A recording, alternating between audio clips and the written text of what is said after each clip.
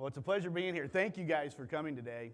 My name's Jason Webster. I'm commercial agronomist here at Precision Planting. And how many of you guys had somewhat of a tough spring planting? Look at all the hands go up. I'm going to tell you guys a little story. My son, so he just finished up his freshman year of high school. And before his freshman year, he came to me and he said, "Dad, I need an FFA project." And I said, "Well, we've got this little 20-acre farm, pretty nice piece. Why don't we go ahead and give you that 20-acre piece for your FFA project, and you'll be off to the races." He says, "Dad, that'd be great."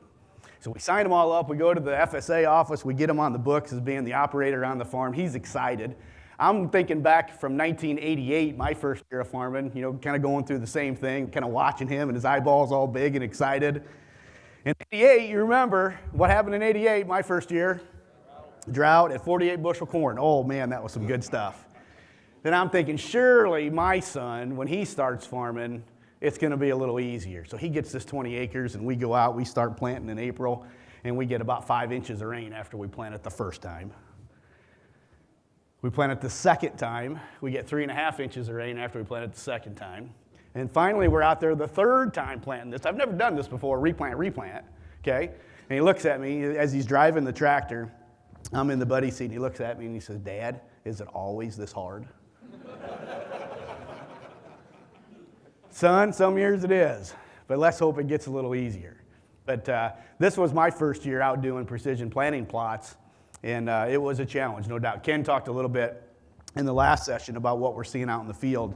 We can definitely relate to it. It was a challenge. But today we're going to talk about some of the work that we've done this past spring. We're going to talk about multi-genetic planting. We're going to talk about how we can maybe make multi-genetic planting easier with technology with SmartFirmer. Okay, we're going to show you guys how we can make this process a little bit easier. It's one of the hurdles we have with multi-genetic planting with creating management zones. So we'll get into that a little bit.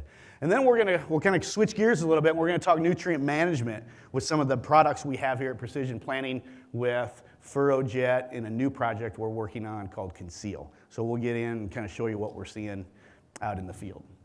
So, like I said, challenging spring. Gosh, we had all the rain, we had the cool temperatures. As a result, I do think, I looked it up, year to date, it shows over 30 inches of rain on every farm, year to date, but during the growing season, we're up over 25 on almost every farm that we put plots in this year. Replant scenarios, we're about 40%. We do have reduced stands, but we are going to have tremendous reduction in ear count, and I do think that's going to hold us back yield-wise. Now we look at it, we missed some of these rains the last couple days. How many got a good rain here the last couple days? Show of hands. Oh, yeah, look at that. How many are hurting for rain? Show those hands. Yeah, you guys out west, yeah, definitely. So we're borderline. We got a little bit of rain. It's going to get us through. It's going to be a Band-Aid, though. So we've seen one extreme to the other. Really wet conditions, some of the wettest we've ever seen in the spring. Now we're starting to run out of gas. So it's just one thing after another. So kind of a tough-looking crop. So this is what we saw all spring. So this is us right here in the kind of corner of Ford, Kankakee, and Livingston County. Here's Peoria, and here's where we are. Every time, we get a 15% chance of rain, and we get 3 inches of rain this spring. But we're right there, but we were looking at this all spring long. Here's what some of our plots look like. Okay, this was after one of the 3-inch rains. And then we'd get rid of this water, and then we'd get another rain. And what do you do with some of the plots that you've got put into this? This is awful tough, but we were pumping water, trying to get water off, and I think we're going to end up with some pretty decent plots. So there's the agenda we're going to go through here this morning. Let's go ahead and get right into it. Now, some of you folks on the outside of this wall probably saw the planter, okay, and that's the planter we took to the field this spring. We call it Poseidon because it's got so much stuff on it, and there was a lot going on with this planter, but I do think we're going to have some pretty good data coming from it. We're doing multi-hybrid planting, multi-genetic planting. We're doing a lot of nutrient management. You can see the tanks up here.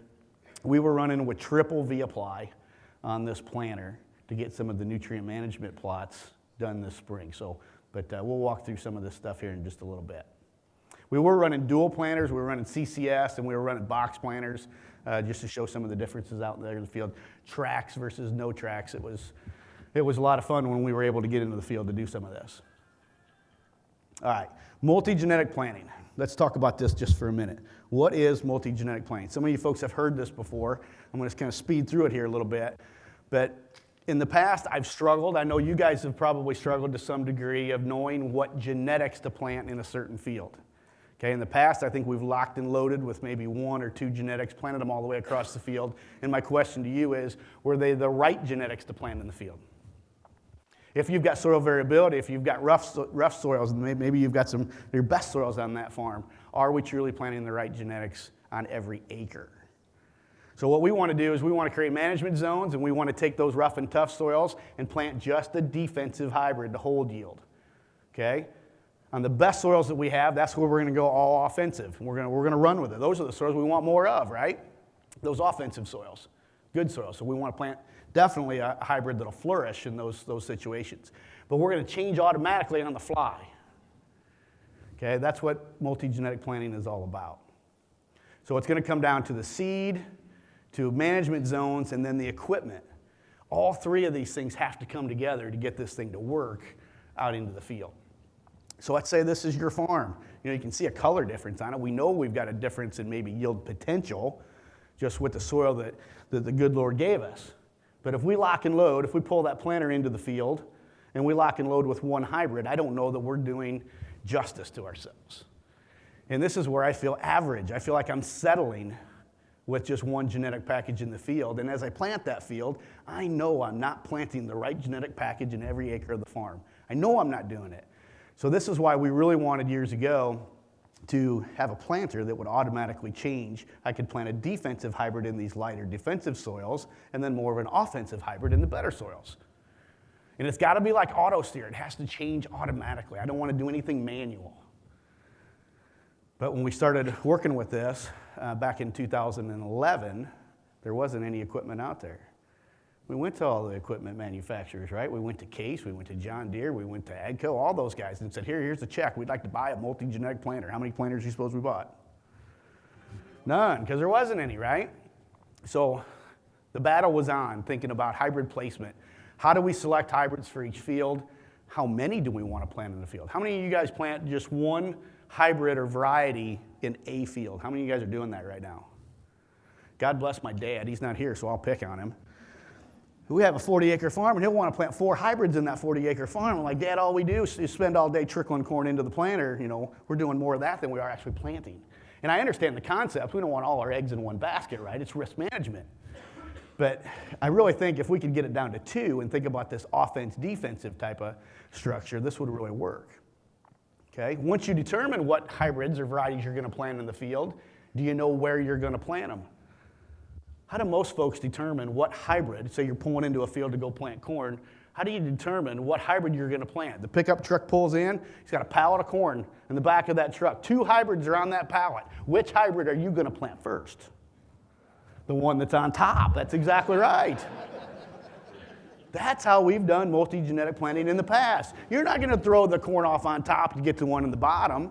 But again, if I go back to this picture, if you would plant the wrong one on this side of the field, we could potentially be in trouble. We're not setting ourselves up for success. Okay? So, this was what we affectionately call version 1.0, and if you guys have seen this before, I apologize. But this planter, this was a lot of blood, sweat, and tears because we took this Kinsey planter, and this was the first multi-genetic planter that we took to the field. It was a Kinsey planter, 8 rows on the back and 8 rows on the front, all set up with precision equipment. Again, this would have been 2012 growing season. Set it up with all precision planting equipment, and we rolled out through the field. We loaded this with an offensive hybrid on the back 8 rows, a defensive hybrid on the front 8 rows, and we used hydraulic motors to simply turn on and off the set of 8 rows or the hybrid that we wanted to plant through the field. Okay? This was the only way we could start testing this agronomically to see if we could actually get a yield response. In other words, if we change genetic packages in the field, will it give us a yield increase? Once we answer that question, then we could say, okay, do we have the equipment that can actually do this? Okay, so that was the first hurdle. Now, the challenge with this was pretty ugly because this was twin row technology, twin row multi-genetic planting. We were using 2 row units staggered 8 inches apart in a twin row scenario to plant 1 row of corn. So even though you see 2 rows here, only one's being actually planted with corn. So it was pretty ugly. When the corn came up, it was even uglier because this is what we saw. So this was somewhat of a challenge because A-B lines, we want to plant with auto steer. How many of you guys plant with auto steer at home? Probably all of you. You're paying somebody a subscription fee to get those nice straight rows, right? Well, what are we doing when we do twin row corn, or what did we do in the past? We'd be out here in the field, and you can see the hybrid transition, and you see how we get this little jagged area right here where it's curved. Every time we change a hybrid, we'd have to change our A-B line. It'd have to be automatically adjusted.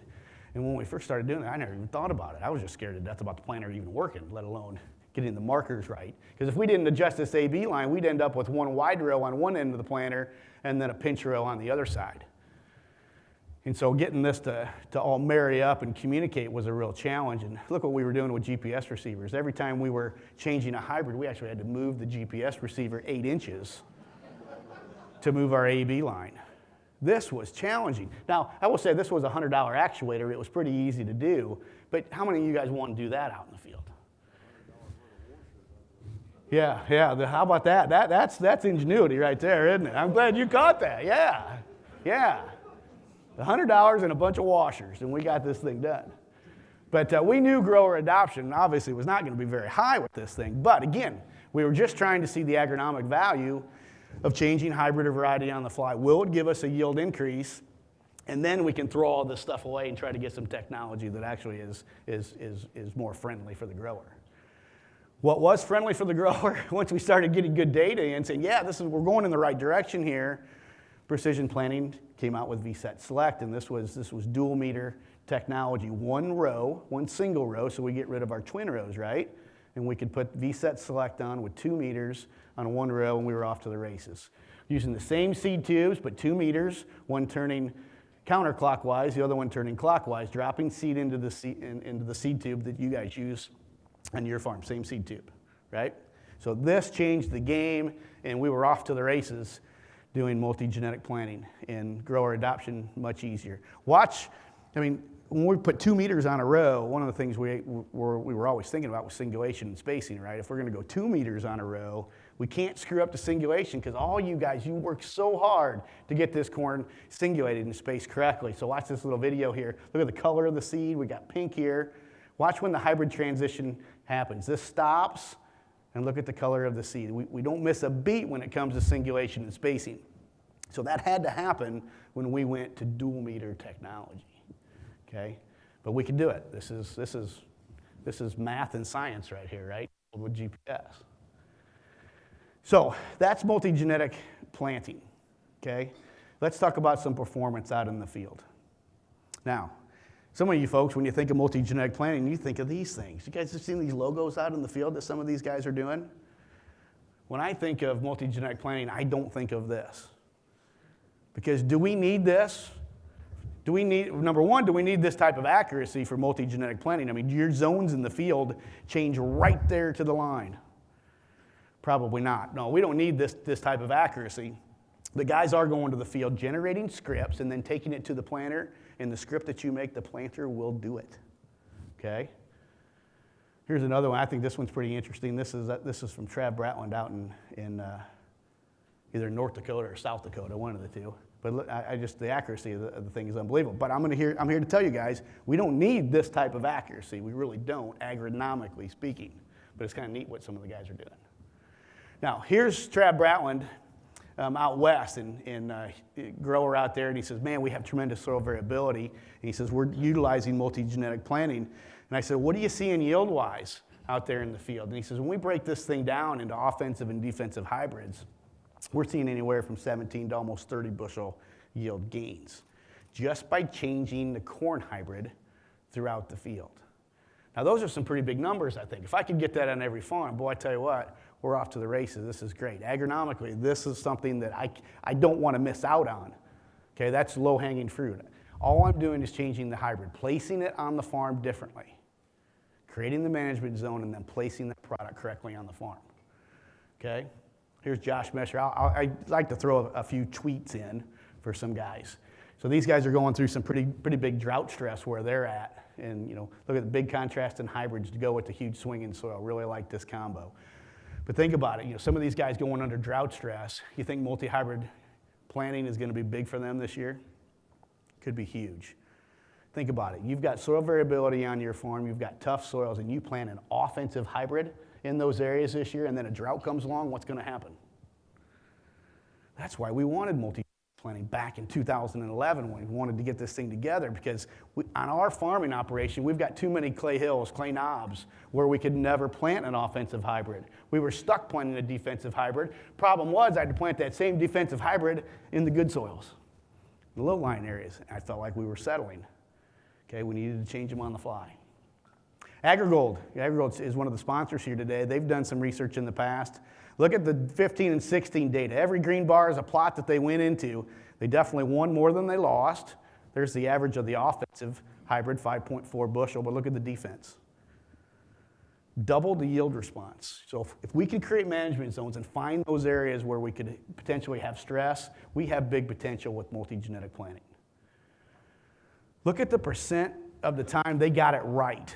With Agra Gold going in, creating management zones, and then deciding whether to plant an offense or a defensive hybrid, they were right 80% of the time.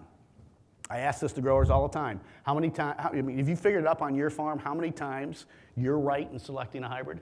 Do you know what your track record is? Anybody know? No one wants to answer that because no one knows, right? But would you go to the field with an 80% accuracy ratio? I think I'd do that. Now, it can get better. We've still got room to work on here, but still 80% is pretty good. Okay, there's the economics of it. Okay, looking at the price of corn over those 2 years in 15 and 16. Irrigation is one thing I never really thought of with multi-genetic planting, but what if you've got a pivot on your farm? I don't have irrigation on my farm, but what if you've got a pivot and you can't get to the corners? I think multi-genetic planting may be perfect for those corners, putting that rough and tough defensive hybrid in the corners where you can't get water to it. This is from up in Minnesota. This is from one of our dealers.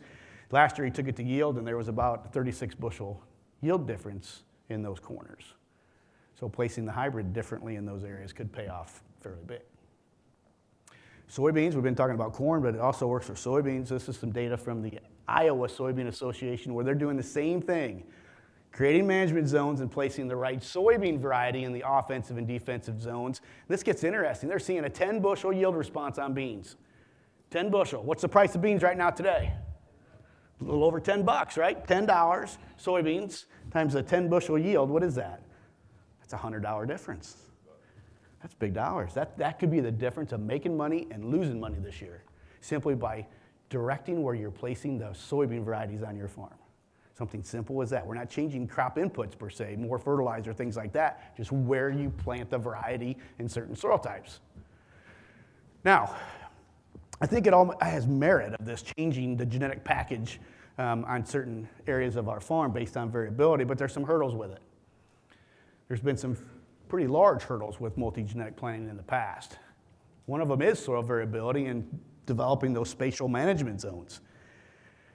Number one, do you have soil variability on your farm? How many of you today would admit that you have soil variability on your farm? Show of hands.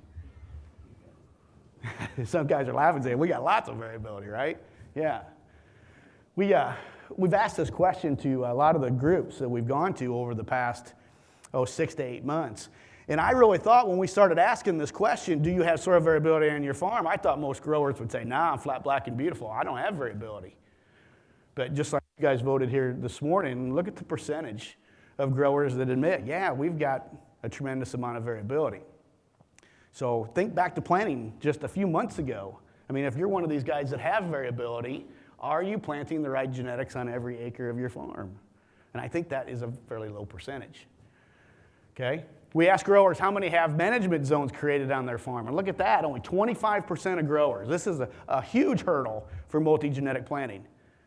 How many of you folks have zones set up on your farm? Show of hands. That might be close to the 25% we're looking at on the screen. I don't know, but it's a fairly low number based on the number of people in this room. So the question is why? Why don't you have management zones set up on your farm when you just raised your hand a little bit ago and said, I've got soil variability on my farm? I heard something. I don't know what it was. You don't know what to do with it, yeah. How do we find that variability? How do we, that spatial variability in the field, how do we locate it and how do we define it? Well, here's what most growers are doing when we ask them, how are you developing those zones? And yield data and soil type are probably this combination right here, but those are hard. I mean, how many think the soil types in your area, in your county or whatever, are that accurate? There's the chuckle. So we know that in your area, probably not real accurate, right? So what about yield data? How many years of yield data will it take to create zones? That's a fair question, right? What if it's a brand new farm? You're starting from scratch, right? So this is a challenge, getting these zones set up. Ohio State went to the field a couple years ago looking at the VSET Select system doing multi-genetic planting, and the one thing they found out with their growers, now take into consideration, Ohio State just goes to the farm, to the farmer's farm, right? They've already got the script set up for Ohio State, and they just plant it. And then they get the yield data in, they start crunching the numbers, and they say, well, wait a minute. Some of these farms, it didn't really work very well because we didn't have your management zone set up right. And most of them were using soil type to do it in those situations where it failed. Where growers had multiple years of yield data, their success rate went up tremendously. But that's one of the first things Ohio State University found. So, what if we could figure out organic matter? What if we could use organic matter to predict yield? How many of you folks think organic matter could be a good indicator of yield potential? Okay, so when you guys soil test your farms, you're probably pulling an organic matter sample on the farm, right? Here's some numbers that a grower gave to us from 2012 to 2016. So 5 years of yield data, separating out corn and beans and looking at the organic matter levels on each of his farms. And look how low organic matter equates to low yield almost in every situation. High percentage of organic matter equates to high yield almost in every situation. So this data would agree with what you guys just told me a bit ago, thinking that organic matter might be able to predict yield potential. So let's fire up the virtual field, okay? Oops, I went too far. I'm going to back up one. Throw that right in the middle. Okay. So we created this 3D virtual field. And what I want you to think about is look at this center screen up here. And let's just say this is 2 80-acre farms. You've got a road in between the fields. Okay, you farm both of these fields. So this is the west 80 and this is the east 80. A little difference in variability on the farm, right? On the two farms. Okay, when you think about genetic packages that you want to plant, one's going to be a little easier than the other, right? If we look at the east 80, we've got some issues with the field primarily. So if I equate this to my farming operation, I got these hills up here. So that's going to be the red areas. I got some good dirt on the farm, okay, some good black dirt, just a low percentage of it. But what do I do when I'm going up and down the hills, planting up through these hills? Do I want an offensive or defensive hybrid? Probably a defense, but when I get down into the good ground, I want the offense, okay? But how do I capture? I can look at this, I can create this field, but how do I create it spatially so I can make a script? What if it was a little easier? What if while you were planting this field, we could collect those organic matter levels and have it done automatically for you? Would anybody be interested in that? I think I would. And so that's one of the things that, you can go ahead and switch that out. It's one of the things that we definitely wanted to help fix, get you over that hurdle of creating spatial management zones. And we're doing that with what we call SmartFirmer. So Caleb Hartman is over here. He's going to go ahead and show you one of the SmartFirmers. Let's go ahead and pull that off, and we'll pass it around. It's down here. But the SmartFirmer is a device that will replace your traditional Keaton seed firmer on your planter row. And it will do the job of a Keaton seed firmer, but it also has a sensor on it. Okay? And this sensor is an optic sensor that does a very good job of knowing the organic matter as it travels through the field. So as you're planting, you're going to be able to capture those organic matter levels right to your 2020 and in real time see those values. It's going to create that contoured map, if you will, of your farm. So it's a real easy, quick attach system. Caleb, I think, has got a good, do you have it going around? He's got it in his hand right now. He's going to go ahead and send that around the room so you guys can take a look at it. But just one simple plug-in. Again, it'll replace the Keaton seed firmer, but it's going to be able to create a map like this that shows you the variability of organic matter levels on your farm. And this is going to be tremendous. This is the game changer for multi-genetic planting, because this is going to fix our problem of creating scripts. This is what we needed. This is what we needed to make this thing easier. Now, from what I understand with this field, this is a 24-row planter with one SmartFirmer on the planter. and giving you high resolution data. That looks pretty good, doesn't it? Just with one firmer. Here's where it gets a little more interesting. Look at the resolution of that. You see 4% organic matter all the way down to 1.8, but look at that. Once you have that data, what can you do with it? This will replace multiple years of yield data. It could, right? Remember we talked about how to create zones. What kind of data can we use? I mean, this could replace 5 to 6 years of yield data, boom, just like that, potentially. But once we have this, what can we do with it? Yeah, we could probably change hybrid on the fly, potentially. We can find those defensive soils, those low organic matter. Think about low organic matter soils. What kind of soil is that? How about water holding capacity? Probably low water holding capacity. So to me, that's drought. And as I go walk these fields now that have been missing the rains, they're the ones that are puckering up. And if I would have planted an offensive hybrid on those, I'm going to get killed. I'm going to get crushed. So now I've got these recorded spatially. Now I can go do something with it. I can change my population, my seeding rate, and I can change the hybrid. Maybe we use it for nutrient management. Maybe we use it for nitrate testing, making sure that sample that we take is representative to the area in the field. Now we've captured it. It's going to be a game changer. So here's how this thing works. Little video, little animation. Here you see that Keaton seed firmer in the row unit. We're going to use that quick attach. We're going to pull that out, and we're going to replace it with a SmartFirmer. One wire will run up and plug in, and that's as simple as it goes for installation on this. And you'll be able to record the information right there on your 2020. You'll be able to see it real time. Okay? It'll still do the firming for you, but then it's going to give you that information. Look at the color difference coming up on the screen. It's going to be higher organic matter soils, and you're going to be able to see that map generated right there on the fly as you're planting through the field. Okay? So what are we going to do with it? Well, I mean, here's some of the scripts we've made in the past, which resolution-wise probably isn't sufficient enough. But in the past, we were able to go in and change population, but we could also do hybrid as well now. And this could be all on the fly. So how many of you guys have to sit down in front of a computer or go hire somebody to sit in front of a computer and make your scripts for you? This could be done for you right with the SmartFirmer, okay? So here's some data, SmartFirmer data in a field, just looking at organic matter levels. Could we change population or seeding rate on the fly based on these levels? Sure, there it is. We set our parameters up right there on the 2020 based off the SmartFirmer data. It will change population for us. What about hybrid?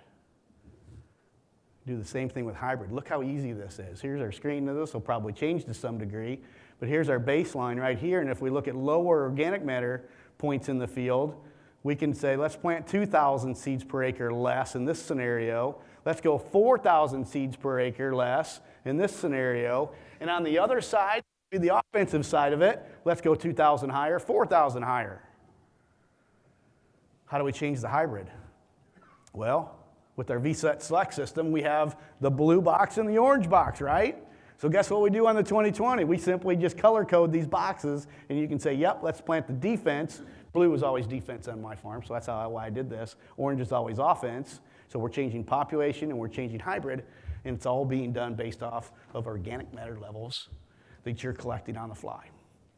What do you guys think? Have we made it easier? This could be pretty slick. This could be pretty slick. Now, you don't have to do it on the fly every time. You know, it's going to be that first year of collecting the data, right? But then once you capture it, then you can start manipulating. Then you can sit down and create whatever management zones that you want to do with it. But at least we're able to capture this in high resolution, and we've got it spatially. So there's our CCS planner. This would be our offensive hybrid. This would be our defense. And we simply let it be automated, changing genetic packages as we go through the field. So here's some real-time control. Here's the organic matter readings from SmartFirmer. This is running the script that was set on the computer beforehand. And then here's running SmartFirmer. And then there's hybrid. So much more accuracy in this. We're averaging too much data in here, and we're just not getting this resolute enough. So tremendous potential going forward. This is going to be be a real game changer. So, if we've got the VSET Select to go to the field to change genetic packages, and we've got a way to create our zones in the field, what's the last thing we're going to have to do? Choose the right genetics, right? And this is going to be another hurdle. We've gone to farmers and say, we've asked them, do you feel like you have enough information from your seed companies to do multi-genetic planting on the farm? And over 90% of them have said no. What do you guys think? Where are you at with this? Do you have a good enough relationship with your seed company right now where if you could do multi-genetic planting, do you think it would be easy to select hybrids or varieties? How many think yes? Well, that's obviously a low percentage, right? So this is a hurdle. So the communication is going to have to improve on this. Now, that was just farmers that we asked. Guess what happens when we go to seed reps? We went to them and asked them the same question, and almost 80% of them say, yeah, we know how to do this. Do you think there's a communication gap here? There probably is. So it's just going to be going to your seed company and tell them what you're doing. Tell them about your farm. You say, hey, what do I need to plant for the rough and tough acres? What do I need to do in some of the better areas? That's the first step in this whole thing, and then we'll start getting better at this thing. But seed companies have a lot to learn on this thing too. So one of the most important decisions is placing that seed. Okay, when you put that seed order in, that's a big one. But again, it's seed, it's the equipment, and it's the spatial side of this thing. All three things have to come together to be successful with it. But there's our VSET Select component, and this is going to get the job done for us and do a great job out in the field. All right, let's kind of change gears here a little bit and talk about nutrient placement. You saw the planter outside of the wall here. We were set up with 3 tanks, 3 pumps, triple V-apply on that planter to do some of our nutrient placement work out in the field. Just out of curiosity, how many of you guys are using starter fertilizer in a pop-up fashion? Okay, using a Keaton or something like that. Okay, how many guys are in a 2x2 situation? Okay, last question. How many are not using starter at all? Show of hands. So it's split almost equally, I guess. Okay. So here's what we're always thinking of is 4 R's. You guys have heard this before, right? The right product, right rate, right time, and right placement. And I struggle with the fertility side of things because we always want to make sure we're giving corn a good day, right? You guys have heard that a million times. And I feel like we have such a short window. Ken talked about it in the last session a little bit. I feel stuck with corn sometimes because we determine the round on that kernel set when. What did Ken tell you a little bit ago? Yeah, V5, V6 area. So how tall is that corn at V5, V6? Pretty short, right? We got a short window to make sure everything's working right for that corn plant. And if we screw it up, we're in big trouble. But we got to do everything we can to give that corn plant a good day. And I struggle with it, but I think we can do a decent job with some of these starter fertilizer programs to get us through. Think about that corn plant coming up out of the ground. It's going to throw that radicle, and then the seed itself and the seminal roots is going to feed that corn plant. Okay, in the short term. As soon as it comes up out of the ground, that's what's feeding that plant. And then when we get past the V2 growth stage, that's when the transition happens. Seminal roots are just along for the ride at that point. They've done their job, right? And we're going to transition to the crowns right here at V3. But you guys just told me a minute ago, Ken told you a bit ago, right here at this V5 to V6 is when we're setting around. So we have to make sure that we've got the right fertility to this plant so we can throw the highest degree of rounds on that corn plant. We go out there in the field every year, we find the 20s, maybe some 22s, but we can go out there too to some of these stress plants and we can find the 12s and 14s. That's pretty frustrating, isn't it? And when we transition from that seminal root system to the crown root system, this is when we can see some of that ugly corn. And do you think when you have corn like that out in your field, it's going to want to keep a 20? This is what we struggle with, right? So we need to get through this transitional stage and do something about it so we can take that 16 and make it an 18. But once we get past that V5 growth stage, we can't go back and do this thing over again. We can't make that 16 and 18. We're stuck. Look at the math here. Just assuming that we had 34,000 ears per acre out there, look at the difference between an 18 round and a 16 round if we could throw 35 long on each of them, assuming it's the same test weight and kernel size. But look at that, that's over 25 bushel an acre just by going from a 16 to an 18. And boy, I want to capture every bit of that I can, especially with corn under $4. We're going to need everything we can. So we are doing some genetic fertility and ear flex trials. You know, if we know we're putting starter fertilizer on, is there certain hybrids that may respond to starter better than others?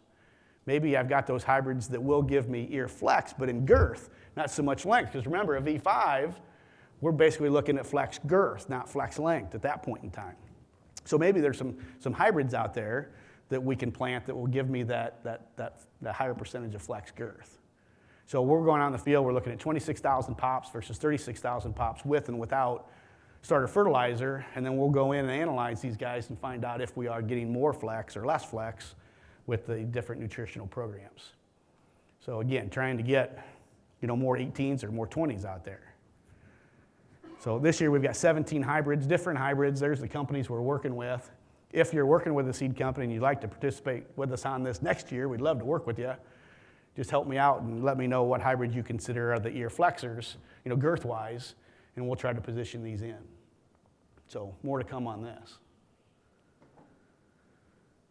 I do think it's interesting, you know, what percentage of the time, you know, with a good nutritional program, can we increase the number around? I've called around and I've asked different companies, seed companies, starter fertilizer companies, say, is there any data out there, you know, giving me a percentage of the time I can go from a 16 to an 18 if I have the right nutritional program? And I have not seen any data on that. So we'll go through this and we'll just find out what percentage of the time we did make that happen. And we'll just see where that number's at. Okay? How are we going to place the starter fertilizer? We can do it a couple ways. We've got our FurrowJet that does a tri-band placement. So for you guys who said you were doing pop-up, the FurrowJet can do that for us by placing one single band right there in the seed trench. But we also have wings on this FurrowJet where we can apply starter fertilizer 3/4 of an inch away on each side of that trench. So again, a tri-band placement. Okay, you want to pull one of the FurrowJets off. Caleb's over here. Here's the FurrowJet installed on a row unit. It's that quick attach, the same quick attach that SmartFirmer uses, and you can have that FurrowJet off in no time at all. But that's the unit that has the tri-band placement called FurrowJet, and that's how we're placing our starter fertilizer. Caleb, let's go ahead and fire this bad boy up. We'll show you, we'll pump some product through the FurrowJet so you can see how it works. And maybe difficult for some of you to see, but again, tri-band placement right in the center of the seed trench, and then we've got our wings to go 3/4 of an inch away. So think of the relay effect. So we've got our planter set up out here where I've got one tank and pump just for the product that goes in the center of the FurrowJet, and then I've got another tank and pump. I can put another product just in the wings for that relay effect. We'll talk about another relay effect here in a minute with another product that we're working on, but I really like the way some of the relay effect starter programs have worked. So you could go one product with this and do a tri-band placement, or you could split it up into two if you wanted to. One in the center and another one on the wings. Okay, you could do that. So here's what it looks like in the field. You've got your center trench and then you've got your wing placement. But think about this, you know, we've got our seminal root system here, and in, you know, that where that seed's at in the trench, we're being able to feed every part of that surface area in here. So we're giving ourselves a pretty good relay and a pretty good, you know, shoot out right out of the gate. Okay? Typically, we'd say you could put on a 3x rate of a medium salt fertilizer with FurrowJet. Could depend on the product that you're using, but kind of a general statement. Here's how it works on the animation side. Okay, very similar to what you saw with SmartFirmer. We're going to use the quick attach. That keton comes out, and then we're going to put the FurrowJet right in. Same quick attach system. You'll still have your firmer up front, okay, just to firm the seed, and then you've got your tri-band placement right behind it. Okay, so we still have that firming ability. Little video running in the field, kind of how it sits in there. It is spring-loaded, so it will give you a little bit of movement, a little bit of give, especially if you hit a rock or anything like that. But a great way to get that seed, once we get it going, we're going to give it a good shot here and give it the best opportunity to hopefully throw that 20 in the days to come. So let's talk about some of the fertility trials that we've done with FurrowJet. I told you a bit ago that we went through some stress this spring. Cool temps, Lots of rain. If starter fertilizer was ever going to work, probably this year it should work. And here's what we're seeing out in the field. Right from the get-go, you can see the difference in the treatments out in the field. Here's a line right here. These are all 16-row treatments. And there's the other line here. But you can see this. It would stick out like a sore thumb in some of our trials. We dig some of these plants up. Now, this is the Marco fertilizer trial where we're using their LTE. I think it's a 620-4. And a little bit of sulfur in it as well. But look at the control when we dig these plants up. Number one, look at the height difference. Okay, this is at 5 gallon to the acre in the furrow jet, so a fairly low rate. But when we dig these plants up, bigger root system, we got taller plant, and then this is 10 and 15 gallon here. So somewhere in here is probably, this guy looks pretty good. Now, we also are using the relay effect that I mentioned a little while ago. We'll put a 1034O just in the center part of that furrow jet, and then we put that Marco, that LTE, that 620-4 in the wings. And look at the difference here. I mean, tremendous response out in the field. This looks really good. Caleb, you met him a little while ago. He's my intern. He took a shovel out in the field, and he's standing between the two treatments. This was early on in the season. Some of this has come together now as the corn has matured somewhat, but you can see this out in the field just drastically.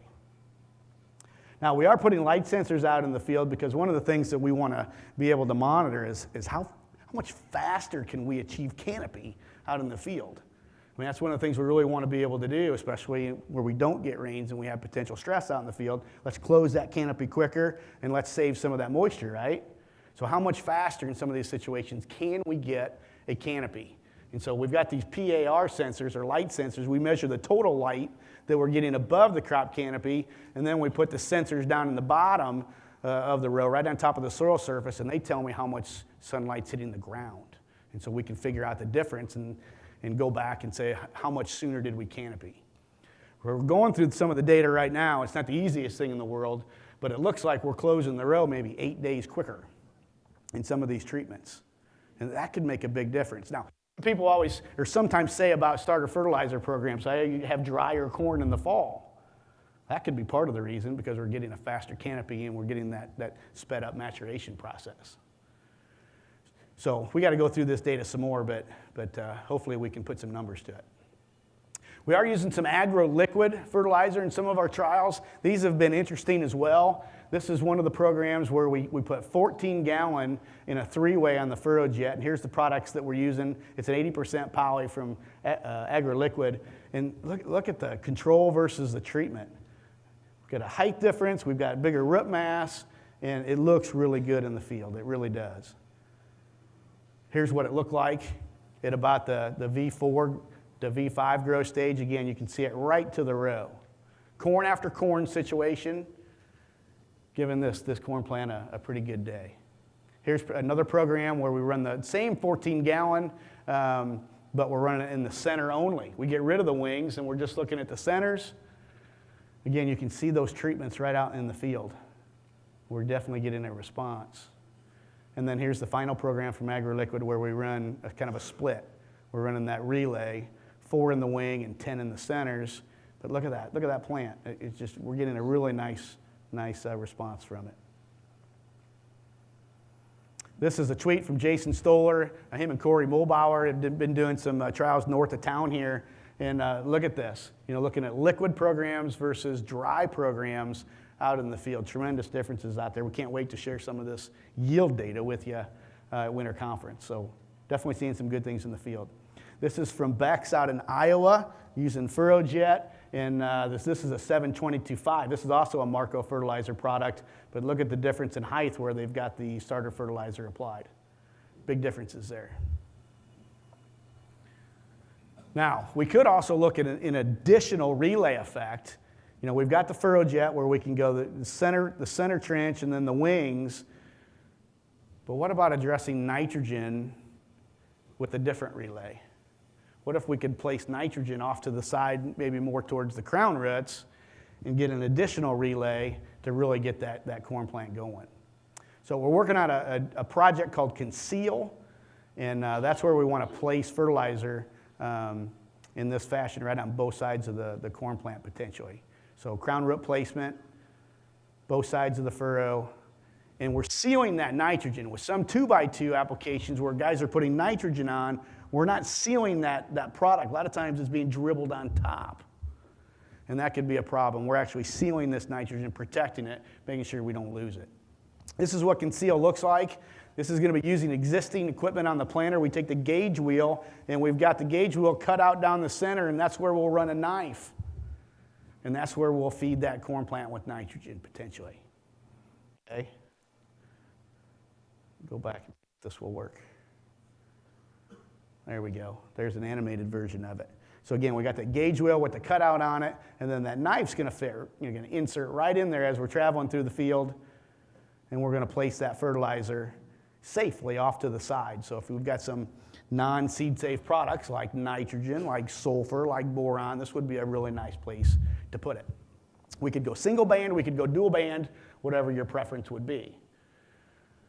I look at what we had this year on some corn after corn, and you know, with the cool temperatures and the amount of rainfall we had, the dual band nitrogen placement just looked incredible. I mean, it's exciting to be able to feed that plant in that fashion, being able to go with our phosphorus, especially, and you know, with the FurrowJet, and then concentrate on nitrogen with the Conceal.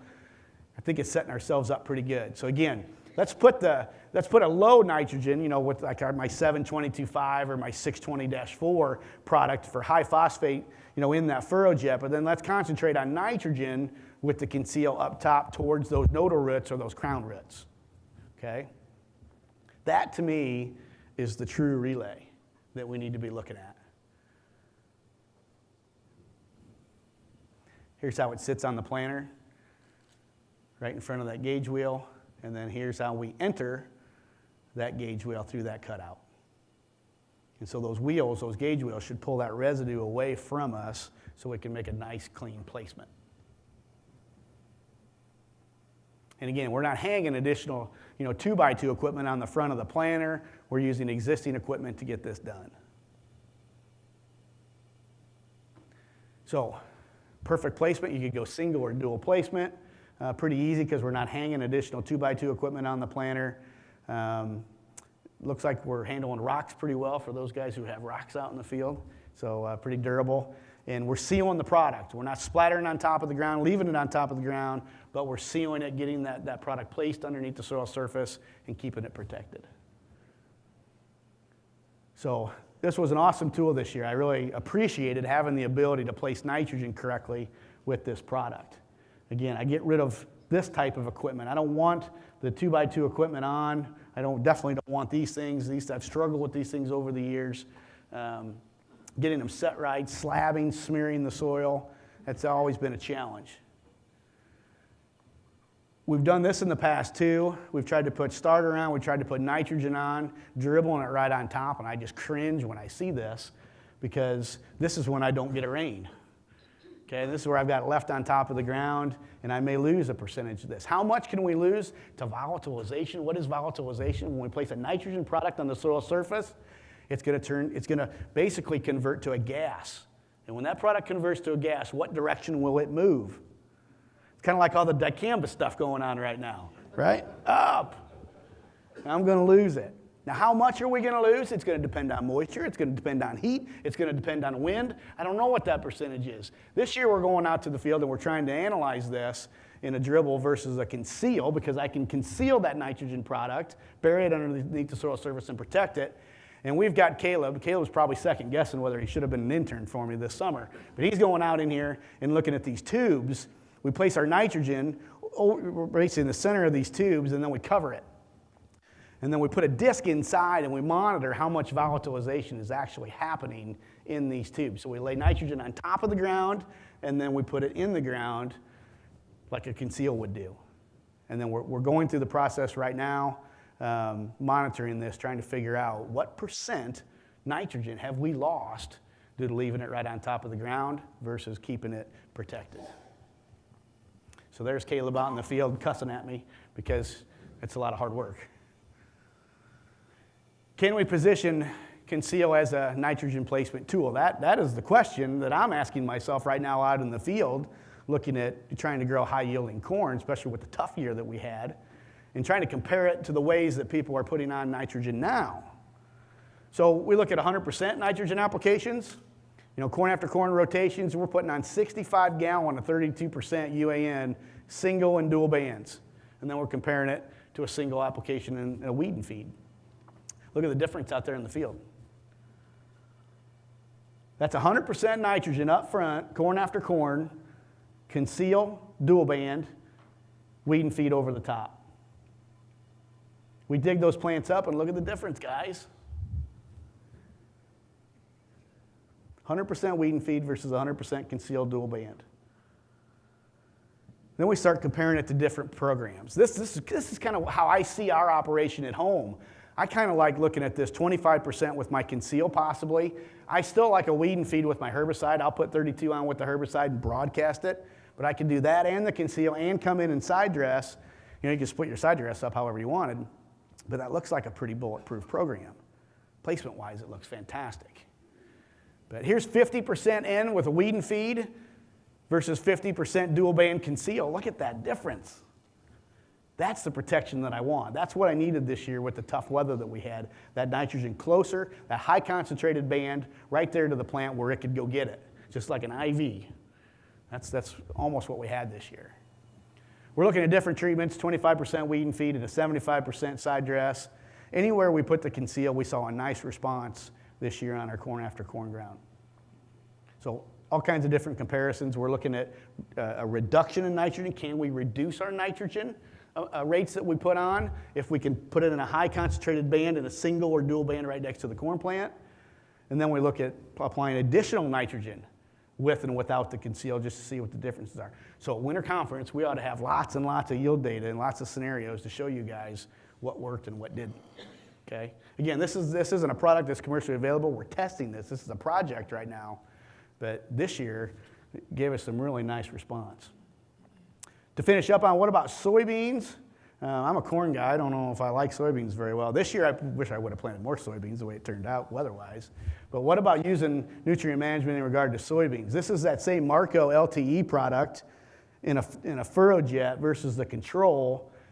We did a pretty decent job on it. This is just 5 gallon. Here's the control. So here's cotyledon, here's unifoliate. We're probably 1 trifoliate ahead with that application. So here's cotyledon, unifoliate, first try, second try, third try, coming on 4th try. Here's control. We lost our cotyledon, unifoliate, first try, second try. So we're off to the races a little quicker on the soybeans. This is a new product that we're working on. It's a 14-12-4 with a 6 on the sulfur side going through Conceal. And 5 gallon, it's showing a difference, but look as we get going here to this. This stuck out in the field quite a bit. This is 20 gallon of that product on a dual Conceal, and there's a big difference there. So the thing with soybeans is, how many guys are using starter fertilizer on soybeans? Show of hands. Got a couple. What's the problem with putting starter fertilizer on soybeans? Usually a high salt product, right? And seed safety issues, right? What if we could use Conceal to feed the soybeans and get this type of response? Hey, this could be a lot of fun. So here's the relay effect using the furrow jet with that Marco LTE coming back with the Conceal. Pretty nice response there. We'll put the economics to this at harvest time and find out if we get a yield gain. Some of this is all kind of coming together now in the field. It's merging together. You can't see it as much. So we'll see if we get more flowers, potentially maybe more nodes. But we want to look at pod count on this and eventual yield, and then compare it to what it costs us to place the fertilizer. So right source, right rate, right time, right placement. So I thank you for your time. Here is my information. The guys always give me a hard time for giving this, but that is my phone number, that is my email address, and that's my Twitter handle. If you have questions, call me. Okay? We'll answer the phone and we'll talk to you. All right? Thank you very much. Appreciate it.